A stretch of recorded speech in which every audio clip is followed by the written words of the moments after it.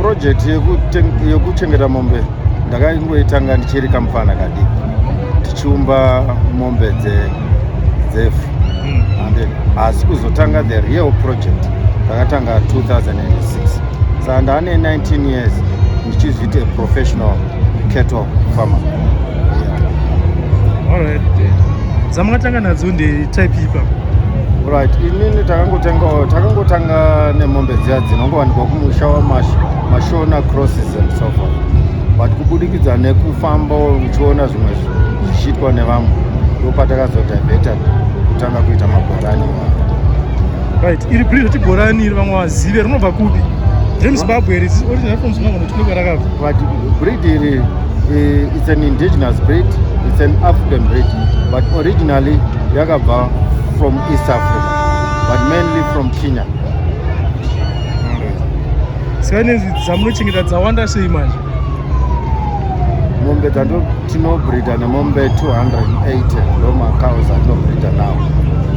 Right, kune vazhinji vari mudiaspora vanoona chirongwa chinechi vanoda kuziva kuti vatanga kupinda maprojects aya zvii zvinodiwa kuti munhu anzi atanga kubreeda akuchengetawo mombe, zvii zvinodiwa? Zvinodiwa unofanira kunge une chekutanga, unofanira kunge une pekudzichengetera nokuti bhizinesi remombe rinoda pekuti mombe dzako dzinge dzichifura. And kana uchinge wawana une nzvimbo yako yekuchengetera mombe unogona kutibata isusu tinowanikwa kuwedza and marondera wedza 100 kilometers from Harare, 50 km from Maronde. Vamwe vangade kuziva kuti zvine profit here zvamuri kuita izvi kana kuti mukutandara? Right, kana usina mombe you don't have a proper investment, so that's what we encourage a lot of people kuti mombe une mombe dzako une mafuro uswa unoonekwa mahara, and so kana une mombe project yako is the best investment. Tiri sevamwe tinotorarama chingwa ndinodya chinobva mumombe. Mashoko amwari kupa vamwe vari mudiaspora ndekuti kudii maringe nenhau yekurima mombe?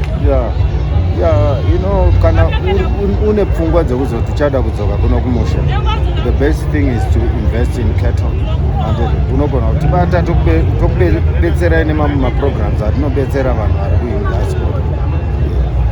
Right, beef industry muZimbabwe yakambomira sei? Ngatiti nini mapfuya amombe idzi muzitengesa local industry here kana kuti dzikutomboenda export? Right, zedu idzi yes ndidzenyama asi iyi mbeu, this is a seed.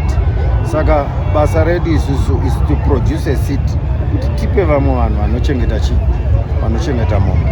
So we produce mabulls avanozoshandisawo kuti mombe dzavo dzinge dzive dziri improved. Right, vamwe vangade kuziva nekuti vangwane zorongoti mombe idzi dzinochengetwa nevachena chete kunyanya, asi tendera kwandaita matonoti vanhu vatema zhinji ndo vari kupfuya mombe idzi. Mashoko amungade kutaura sekurudziro kune vamwe vari kuzezana kutya kupinda mubhizimisi ndekuti kudei? Iri bhizinesi rinogona kuitwa nevanhu vechitema, nonga zvishuwa zvamuri kutaura nonga tine wechichena umwe chete ari panapa, the rest are blacks, and you have seen the quality of animals which are here, so it's possible. If you want to do it, you can get into this business.